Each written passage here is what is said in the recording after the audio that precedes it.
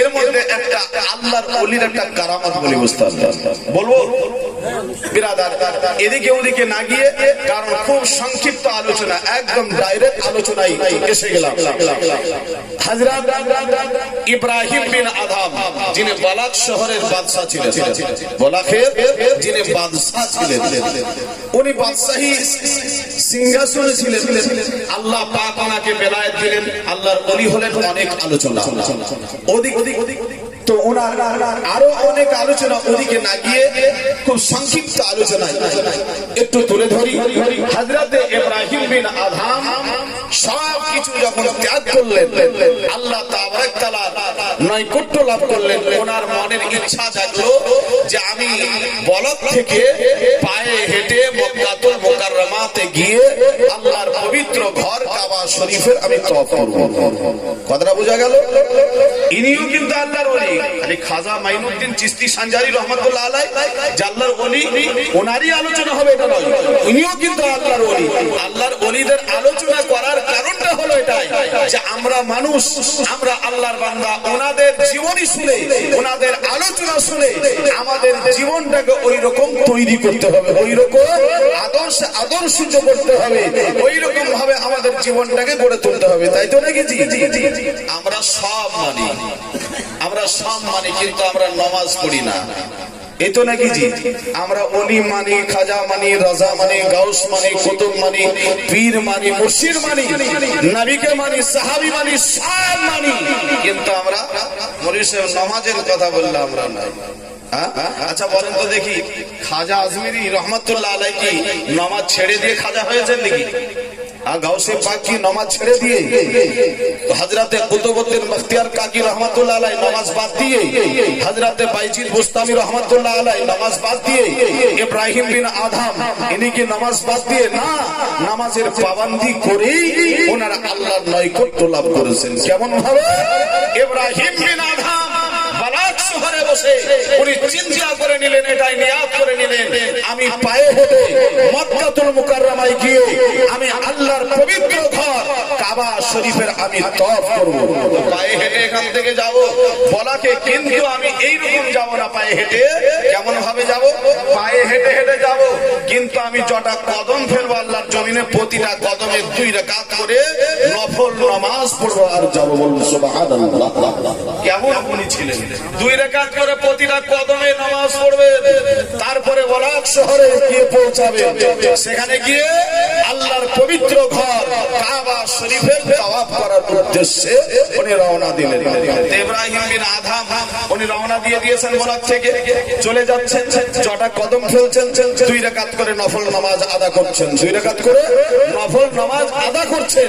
এই করে করে যেতে যেতে যেতে যেতে মক্কাতুল মুকাররমায় গিয়ে যখন পৌঁছালেন, 1 নয় 2 নয় 14 বছর সময় লেগেছিল। কয় বছর সময় লেগেছিল? 14 বছর সময় লেগে গেল হযরতে ইব্রাহিম বিন আদমে মক্কাতুল মুকাররমাতে পৌঁছাতে, আল্লাহর পবিত্র ঘর কাবা শরীফের নিকটে পৌঁছাতে। কিন্তু হযরতে ইব্রাহিম বিন আদম বলেন, আমি 14 বছর সময় লাগলো, প্রতিটা কদমে কদমে 2 রাকাত করে নফল নামাজ পড়তে পড়তে বলাক থেকে মক্কায় পৌঁছালাম। কাবার নিকটে এসে আমি ইব্রাহিম বিন আদম কাবাকে আমি কাবার জায়গাতে আর দেখতেই পেলাম না। কাবাকে কাবার জায়গা দেখতে পাচ্ছি না। বলে কাবা গেল কোথায়? কাবার জায়গা থেকে কাবা উঠে অন্য কোন জায়গায় চলে গেছে। বলুন সুবহানাল্লাহ। বিরাদার আমার দিকে ফলো করুন, আমার দিকে লক্ষ্য করুন।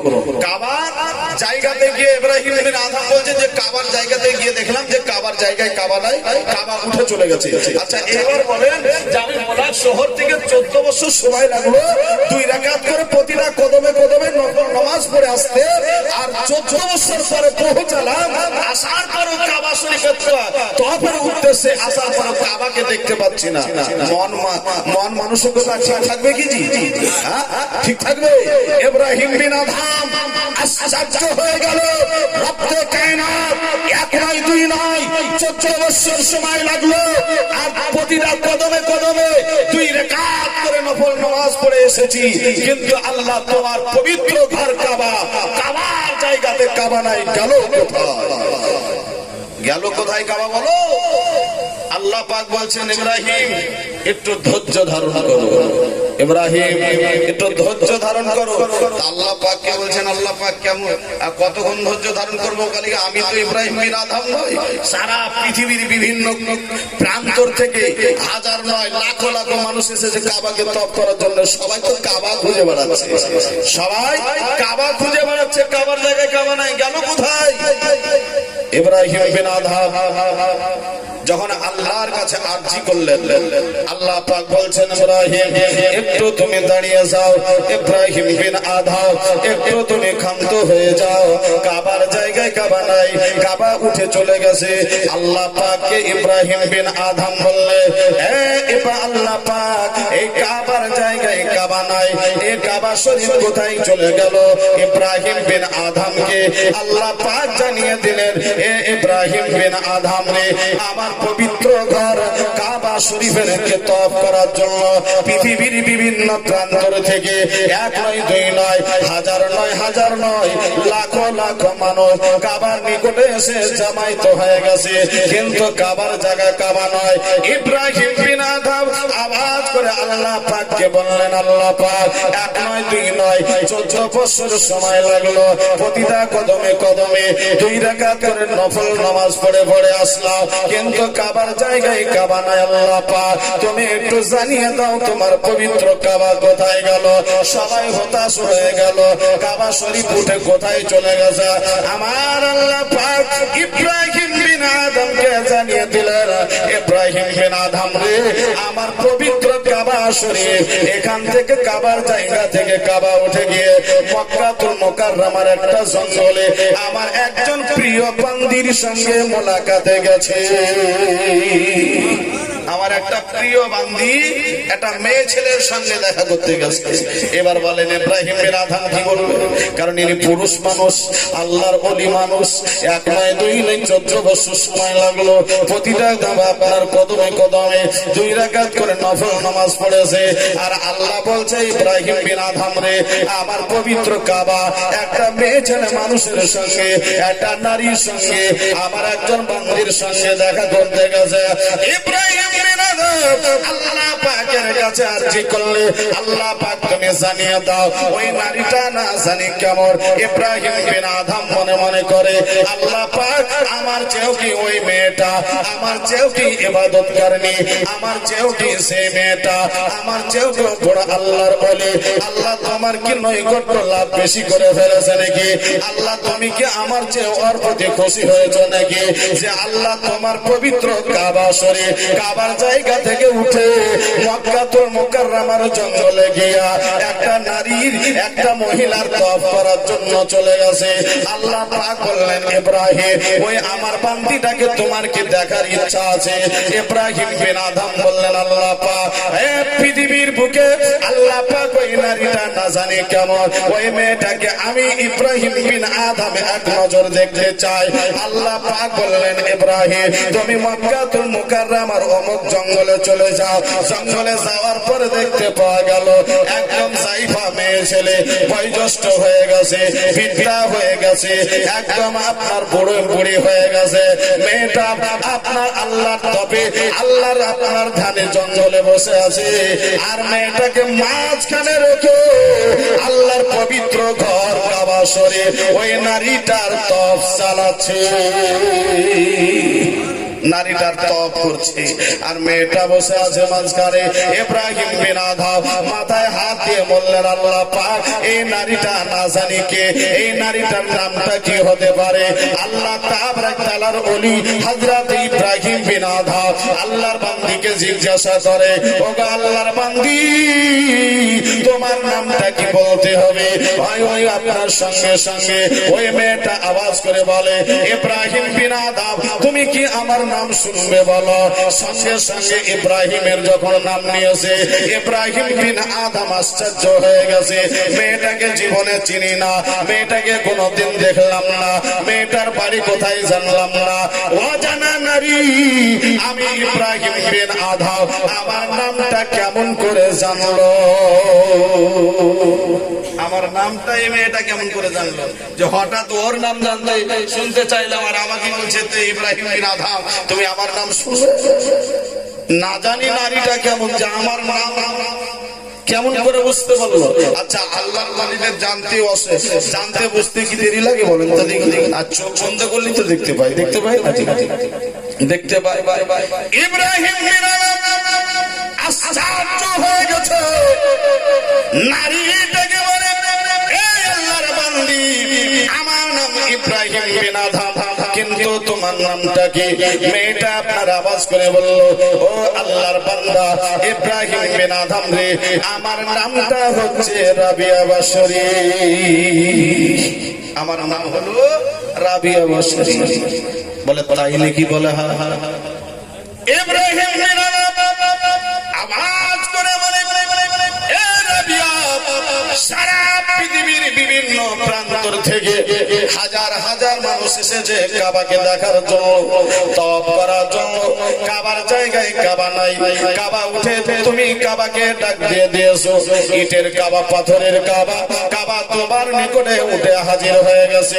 এ রাবিয়া বাশরি, তুমি বলো, জঙ্গলে কাবাকে ডেকে নিয়ে কি তুমি তামাশা শুরু করেছো? ওই মেয়েটা আওয়াজ করে বলল, রাবিয়া, যে ইব্রাহিম বিন আদম, তামাশা আমি শুরু করিনি, তামাশা শুরু করেছো ইব্রাহিম তুমি।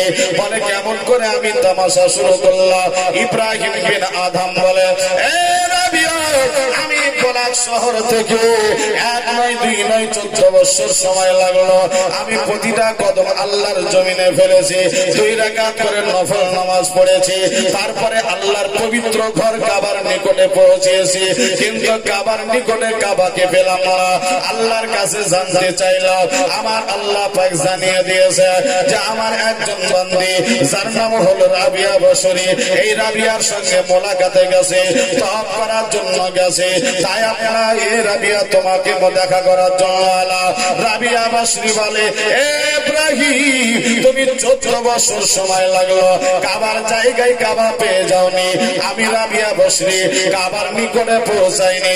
আল্লাহ পাক ইটের পাথরের কাবাকে আমি রাবিয়া বাশরি আল্লাহ তাবারাক তাআলা মক্কাতুল মুকাররমার জঙ্গলে আমার নিকটে আমার তওয়াফের উদ্দেশ্যে আল্লাহর পবিত্র ঘর কাবাকে পাঠিয়ে দিয়েছে।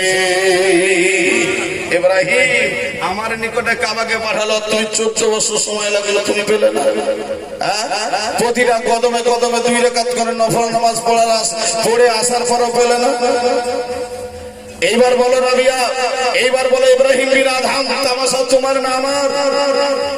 রাবিয়াকে বলে, রাবিয়া, কারণ আমি তো ইব্রাহিম বিন আদম, কিন্তু সারা পৃথিবীর বিভিন্ন প্রান্ত থেকে আল্লাহর বান্দা এসে কাবাকে খুঁজে পাচ্ছে না। বলে কি ইব্রাহিম, একটু ধৈর্য ধারণ করুন, কাবা নিজের জায়গায়, কাবা কিছুক্ষণ পরেই ফিরে যাবে। বলুন সুবহানাল্লাহ। কাবা কাবার জায়গায় ফিরে যাবে। কিন্তু রাবিয়ার কাছে জানতে চাই, রাবিয়া তোমার কাছে আমি জানতে চাই যে কাবা তোমার কাছে আসলো কি করে? রাবিয়া, হযরতে রাবিয়া বাশরি বলছেন যে ইব্রাহিম বিন আদম, তোমার নিয়তে আর আমার নিয়তে আসমান জমিন পার্থক্য। তোমার নিয়তে আমার নিয়তে আসমান জমিন পার্থক্য। হযরতে ইব্রাহিম বিনের মাথা আরো ধরে গেল। বলে কি নিয়তের পার্থক্য? মানে যে আমার নিকটে জঙ্গলে কাবায়, রাবিয়ার নিকটে জঙ্গলে কাবা চলে গেল, আর আমি 14 বছর সময় লাগলো প্রতিটা কদমে 2 রাকাত করে আল্লাহর নৈকট্য লাভ করার জন্য, আল্লাহকে ভালোবাসি, আল্লাহর ইবাদত করেছি। আমি প্রতিটা কদমে কদমে 2 রাকাত করে নফল নামাজ পড়েও আমি কাবাকে পেলাম না। এতেও বলছে আমার নিয়তের পার্থক্য। ব্যাপারটা কি? ইব্রাহিম বিন আদমকে বললেন, ইব্রাহিম, অবশ্যই নিয়তের পার্থক্য আছে। তুমি এত কষ্ট করে মেহনত করে আসার পর কাবার জায়গায় তুমি কাবাকে দেখতে পাওনি। আমি রাবিয়া বাশরি আমার নিকটে কাবা এসে হাজির হয়েছে। এ ইব্রাহিম বিন আদম সঙ্গে সঙ্গে আওয়াজ করে বলে, এ রাবিয়া, নিয়তের পার্থক্য কি আপনার কাছে আমি জানতে চাই। ইব্রাহিম বিন আদম বলল যে, ইব্রাহিম বিন আদম যখন বলে আমি নিয়তের পার্থক্য জানতে চাই, রাবিয়া বাশরি আওয়াজ করে বলল, ওগো ইব্রাহিম বিন আদম, তুমি একটু ভালো করে শোনো। তুমি বলাক শহর থেকে 1 নয় 2 নয় 14 বছর সময় লেগেছে, প্রতিটা কদমে কদমে 2 রাকাত করে নফল নামাজ পড়ে তুমি কাবার নিকটে এসেছো আল্লাহর পবিত্র ঘর কাবা শরীফকে দেখার জন্য। আর আমি রাবিয়া বাশরি বসরা থেকে এসেছিলাম মক্কাতুল মুকাররমায়।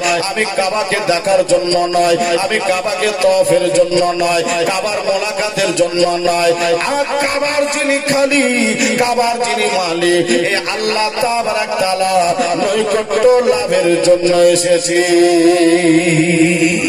এটাই হচ্ছে পার্থক্য। তুমি কাবাকে তওয়াফ করার জন্য, আমি কাবাকে তওয়াফ করার জন্য আসিনি। আমি আল্লাহর নৈকট্য লাভের জন্য, আল্লাহকে খুশি করার জন্য আমি বসরা থেকে মক্কাতুল মুকাররমায় পৌঁছেছি।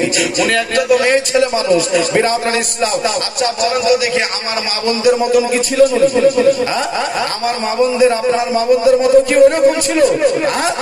একদম পৃথিবীর নারীদের চেয়ে উনি আলাদা। তা আজি জানে মহতারা, আরেকটি বার মহব্বতে দরুদের পাক করে আল্লাহুম্মা সাল্লি আলা মাওলানা ওয়া আলা আলি সাইয়্যিদিনা সাল্লি আলা মুহাম্মাদিন হরদম জবা পাক নাবে, হরদম জবা শফিয়না মুহাম্মদ। তো বিরাদরান ইসলাম, এতক্ষণ পর্যন্ত শুনলে যে যিনি হচ্ছেন ভারতবর্ষে রাজা ও খাজা, যিনার নাম হচ্ছে হযরতে খাজা মাইনুদ্দিন চিশতি সঞ্জারি রহমাতুল্লাহ আলাইহি, ইনিও একজন আল্লাহর ওলি। ইব্রাহিম বিন আদম, ইনিও একজন আল্লাহর ওলি। আল্লাহ পাক পৃথিবীর বুকে আল্লাহর ওলিদেরকে পাঠিয়েছে মানুষকে সংশোধন করার জন্য, মানুষকে সঠিক রাস্তা দেখানোর জন্য।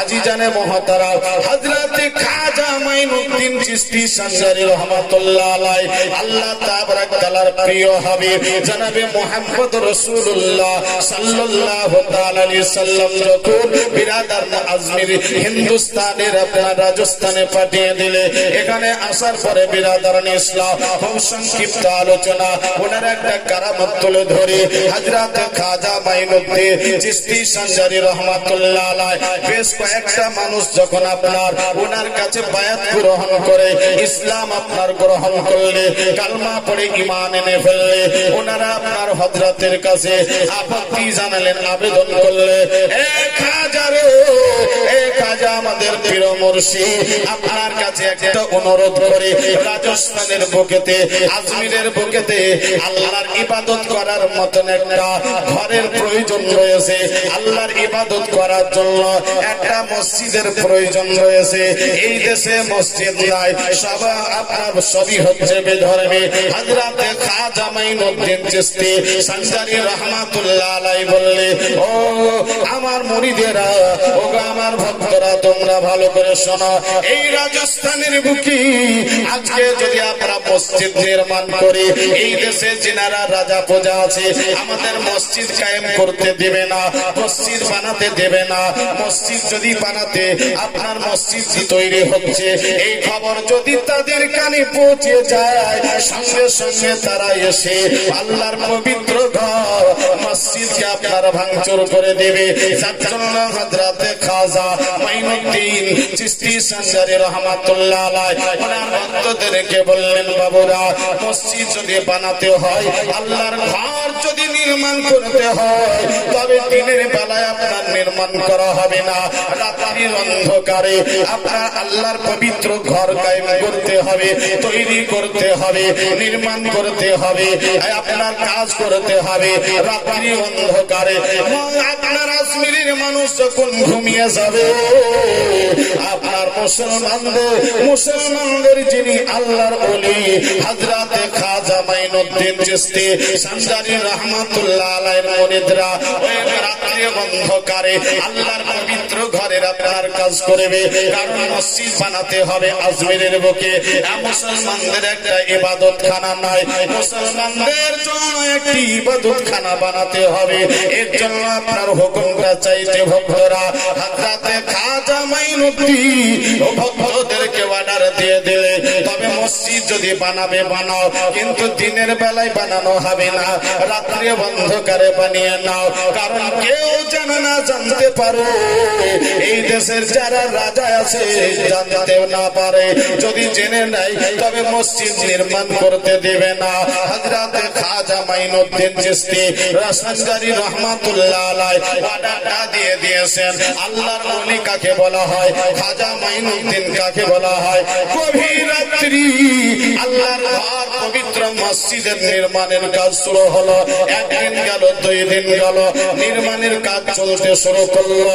হঠাৎ করে খাজা মাইনুদ্দিন চিশতি সানজারি রহমাতুল্লাহ আলাইহির আপনার প্রথম খলিফা হযরতে আপনার নিজামউদ্দিন, হযরতে আপনার কুতুবউদ্দিন বখতিয়ার কাকি রহমাতুল্লাহ আলাইহি আপনার এসে বললেন, হুজুর গো, রাত্রে অন্ধকারে মসজিদ নির্মাণের জন্য, মসজিদের কাজ করার জন্য আলার ব্যবস্থা করতে হবে, তেলের প্রয়োজন আছে, বাতি জ্বালাতে হবে, রোশনির দরকার আছে, লাইটের প্রয়োজন আছে।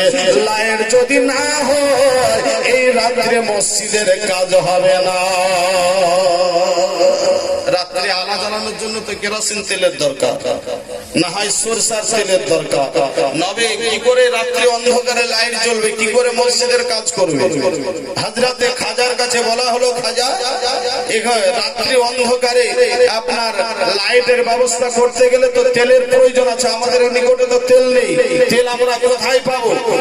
হযরতে খাজা মাইনুদ্দিন চিশতি সানজারি রহমাতুল্লাহ আলাইহি বললেন যে, বাবু এক কাজ করো, তোমরা এক কাজ করো, আজমির শহরে প্রতিটা বাড়িতে বাড়িতে গিয়ে দেখো, দোকানে দোকানে গিয়ে তেল বিক্রি কেউ করছে কিনা। যদি তেল বিক্রি করে তোমরা দোকান থেকে একটু তেল কিনে নিয়ে এসো, যেন রাত্রে আমরা কাজ করতে পারি। বলুন সুবহানাল্লাহ। হযরতে কুতুবউদ্দিন বখতিয়ার কাকি রহমাতুল্লাহ আলাইহি খাজা মাইনুদ্দিন চিশতি সানজারি রহমাতুল্লাহ আলাইহি কথা মোতাবেক বিরাদার আপনার আজমিরে বের হয়ে গেল। আজমিরের আপনার গলিতে গলিতে, দোকানে দোকানে গিয়ে জিজ্ঞাসা করে যে, ভাই তোমরা কি কেরোসিন তেল বিক্রি করবে না, সরষের তেল বিক্রি করবে না? প্রতিটা দোকানদার বলছে, ভাই আজকে আমরা তেল বিক্রি করব না। বলো কেন?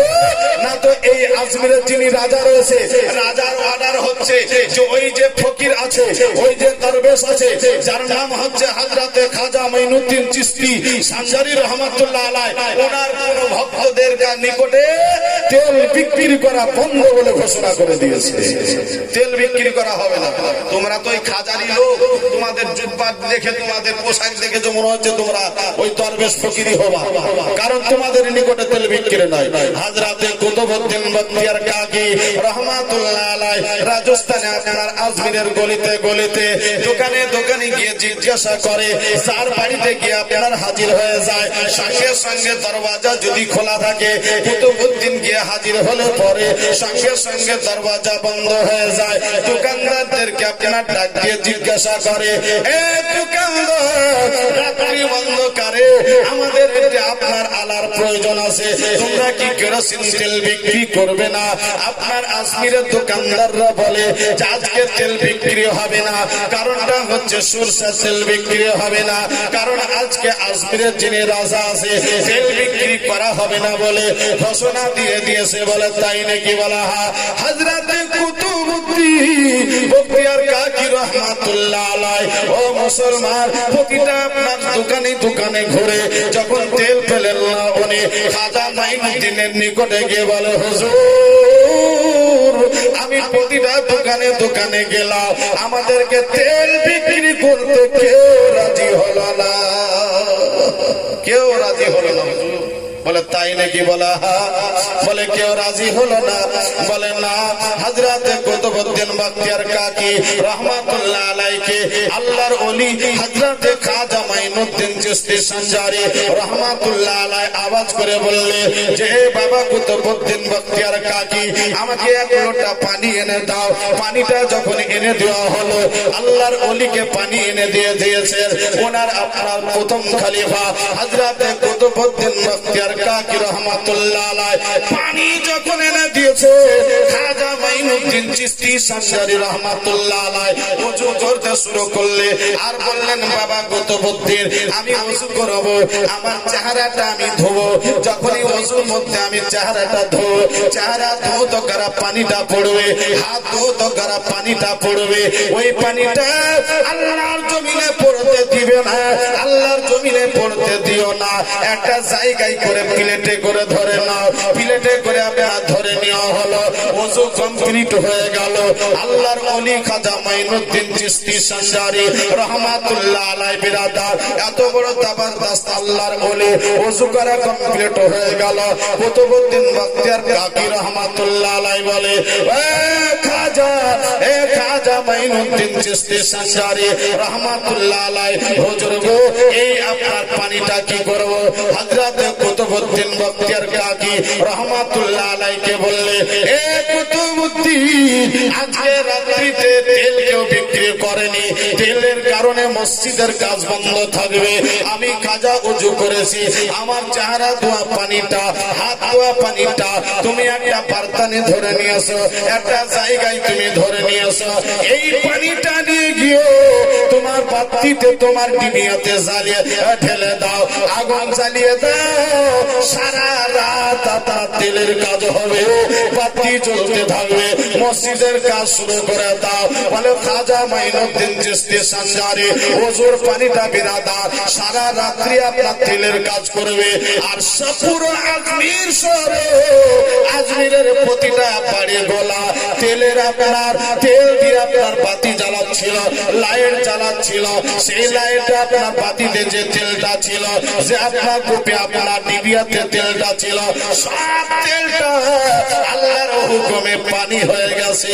আর খাজার ওযুর পানিটা আল্লাহ পাক তেলে পরিণত করে দিয়েছে, তেলে পরিণত করে দিয়েছে। আর সব আজমিরের পানিগুলা, আপনার তেলগুলা, প্রতিটা বাড়ির তেলগুলা সব পানি হয়ে গেছে। সারা রাত অন্ধকার। বলে হলো কি কাজ হলো? যে আমাদের বাড়িতে তেল আমরা মওজুদ করে রেখেছি আলা ধরানোর জন্য, বাতি জ্বালানোর জন্য, কিন্তু আমাদের বাড়িতে আলা জ্বলে না, বাতি জ্বলছে না, লাইট জ্বলছে না। ব্যাপারটা কি? আশ্চর্য হয়ে গেছে। হযরতে খাজা মাইনুদ্দিন বলল, আল্লাহ পাক শুনে নাও কুতুবউদ্দিন, আল্লাহ পাক পুরো আজমিরের বাসিন্দাদের বাড়ির তেলকে আল্লাহ পাক পানিতে পরিণত করে দিয়েছে। আর খাজা পিয়ার ওযুর পানিটাকে আল্লাহ পাক তেল বানিয়ে দিয়েছে। এর নাম হচ্ছে খাজা। বিরাদার, এই খাজার দেওয়ানা আমাদের হওয়া দরকার আছে না? আছে না? নাই বিরাদার ইসলাম। এইবার বিরাদার, আমরা তো মুসলমান, আমাদের ভিতরে হিংসা বেশি, হিংসা বেশি আছে না? আমাদের ভিতরে হিংসা বেশি কাজ করে না? হিংসা বেশি কাজ করে। দেখবেন বিরাদার ইসলাম, আমি এইরকম কাউকে বলছি না। দেখবেন কোন ব্যক্তি যদি ভালো কাজ করে, যেমন আপনার সাপোজ কোন ব্যক্তি যদি নামাজ পড়তে চলে যায়, তো নামাজ যদি পড়তে যাচ্ছে, আবার কোন ভাইকে যদি বলে, ভাই আমি তো নামাজ পড়তে যাচ্ছি, তুমি নামাজ পড়তে যাবে না, তখন কি বলে, ভারী না 3 দিন কেন নামাজি হয়েছি? বলে নিজেই তো নামাজ ঠিক পড়িস না, ফির আমাকে আবার নামাজের জন্য ডাকছিস। এই যে একটা উপহাস, কথাটা ঠিক বললাম না? এই যে একটা উপহাস করা। বিরাদার ইসলাম, এইরকম খবরদার, এইরকম কেস, এইরকম কথা আমাদের কোন মুসলমানের মধ্যে হওয়াটা উচিত নয়। নামাজের কথা যখন এসে গেল বিরাদার, আমরা তো নামাজ পড়ি। এখানে যদি এখন বলি কে কে ভাই নামাজ পড়েন বলেন তো দেখি, দেখা যাচ্ছে কি 10 থেকে 20টা লোক মানুষ আপনার হাত তুলে বলে কি ভাই আমি নামাজ পড়ি, বাদ বাকি সবই হবে মাইনাস, ক্লাসে কেউ নাই। এরকম আছে না? নাই। আচ্ছা, এখানে যতগুলো মানুষ বসে আছেন এই জলসাতে, সবাই কি আমরা নামাজ পড়ি নাকি? সবাই পড়ি? সবাই নামাজ পড়ি না। কিন্তু আমি অন্য বক্তার মতন এটাও করি না যে জলসার স্টেজে আমি বললাম যে ভাই আজকে ফজর থেকে কে নামাজ পড়বেন হাত তোলেন, তো আমি ওয়াদা করিয়ে নিলাম। করে নেওয়ার পরে দেখা গেল যে ফজর থেকে আপনি নামাজই পড়লাম না, ওয়াদা খেলাপ করে দিলেন। এক তো নামাজ পড়ছেন না গুনাহ, তারপরে ওয়াদা খেলাপ করলেন, ফির গুনাহ। অতএব ওই কাজ আমি করি না, আমার দরকার নাই। বিরাদার ইসলাম, যাকে আপনার আল্লাহ পাক হেদায়েত করবে, যাকে আপনার সেই জ্ঞান ফিরে আসবে অবশ্যই সে আপনার নামাজ পড়বে। আল্লাহ পাক যেন আমাদের সকলকে নামাজ পড়ার তৌফিক দান করে। সকলে বলেন আল্লাহুম্মা আমিন। বিরাদার, তবে নামাজ কিন্তু ওই রকম হতে হবে। নামাজের কথা যখন এসে গেল একটা কথা বলেই দিব, বুঝতে পারলেন? উদাহরণস্বরূপ, একটা আপনার মসজিদের পাশে একজন ব্যক্তি ছিলেন, উনি 5 ওয়াক্তেরই নামাজ পড়তেন, 5 ওয়াক্ত নামাজ পড়তেন, কিন্তু বাড়িতে তার মুদিখানা দোকান ছিল, বাড়িতে তার মুদিখানা দোকান ছিল বিরাদার। তো 5 ওয়াক্তের মধ্যে 5 ওয়াক্ত মসজিদে গিয়ে নামাজটা কিন্তু পড়তে পারতেন না। কি করতেন? সারাদিন দোকান চালিয়ে আপনার এশার টাইমে গিয়ে জামাতে গিয়ে ইমাম সাহেবের পিছনে নামাজটা পড়তেন। সারাদিন নয়, সারাদিন একা একই পড়লো না পড়লো, কিন্তু এশার টাইমে গিয়ে ঠিক আপনার জামাতে গিয়ে নামাজটা উনি পড়তেন। এইরকম ভাবে আপনার জীবন যাপন করে দোকান চালায়। হঠাৎ করে একদিন বিরাদার কি করেছে? দোকানটা বন্ধ করেছে। এবার ইমাম তো কারো গোলাম নয়। এখন বর্তমান জামানায় ইমামকে আমরা গোলাম করে রাখছি, তাই তো নাকি? এখন মসজিদে যাচ্ছে, মসজিদের সেক্রেটারি বলেন, আপনার কমিটি বলেন, যদি একটু বদনাগুলো উল্টা পাল্টা হয়ে থাকছে, মৌলভী সাহেব আপনাকে বেতন দিয়ে রাখছি, খাচ্ছেন যাচ্ছেন আর পেট পাড়া দিয়ে পড়ে থাকছেন, মসজিদটা একটু ঝাড়ু দিতে পারেন না? আছে তো, আছে না লোক? বিরাদর ইসলাম আর বিপক্ষ বলারও লোক আছে, বিরাদর ইসলাম পক্ষে বলারও লোক আছে, বিপক্ষে বলারও লোক আছে। কেউ মাইন্ড নেবেন না, দুঃখ নেবেন না বিরাদার, এইরকম বলা লোক অনেকে আছে। কারণ ওই ধরনের ইমামকে শাসা, কারণ যার পিছনে আমি ইক্তেদা করব, যার পিছনে আমি নামাজ পড়ব, তাকে এইরকম ভাবে আঙ্গুল তুলে কথা বলা, এটা একেবারে শরিয়া সম্মত নয়, এটা শরিয়া সম্মত নয়।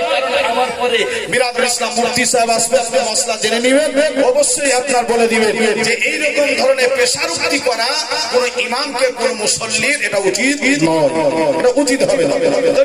ওই লোকটা কি করেছে? এশার টাইম মসজিদে গেছে, মসজিদে যাওয়ার পরে দেখতে পাচ্ছে যে ইমাম সাহেবের টাইম হয়ে গেছে, ঘড়ির কাঁটা বলে দিয়েছে টাইম, তো উনি নামাজে দাঁড়িয়ে গেছে। নামাজে যখন দাঁড়িয়ে গেছে, নামাজ আপনার দাঁড়ানোর পরে নামাজ কমপ্লিট হলো। লোকটা দোকান থেকে গিয়ে দোকানটা বন্ধ করে গিয়ে মসজিদে ওযু করে আপনার মসজিদের এক কোনায় বসে বসে কাঁদছে, কোনায় বসে বসে কাঁদছে। এইবার ইমাম সাহেব বের হলে, ইমাম সাহেব পার হয়ে জিজ্ঞাসা করছে, হাগো ভাই, তুমি তো প্রতিদিন এশার টাইমে দোকান বন্ধ করে এসে এশার টাইমে জামাতে নামাজ পড়ো, আজকে তুমি জামাত ফেল করেছো, তার জন্য তুমি দুঃখ করে কাঁদছো।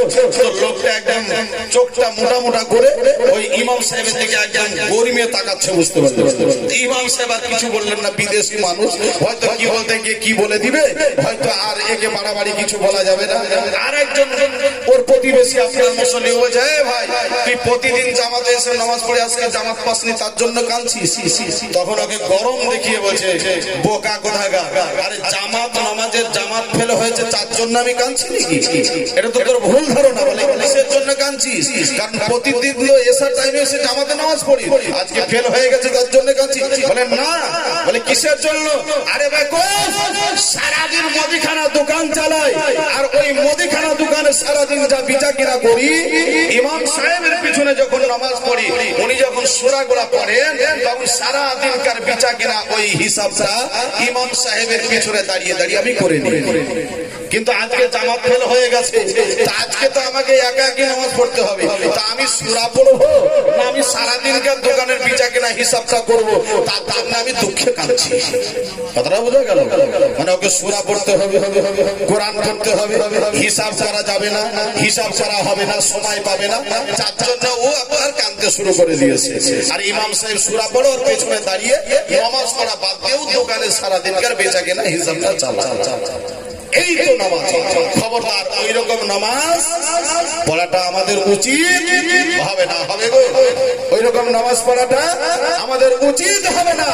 নামাজ যদি পড়তে হয় আল্লাহ তাবারক তাআলার মহব্বত রেখে, ভয় রেখে, নবীর মহব্বত অন্তরে রেখে, আল্লাহর ভয় অন্তরে রেখে আমাদেরকে নামাজ পড়তে হবে। পড়তে হবে না? নামাজ পড়তে হবে।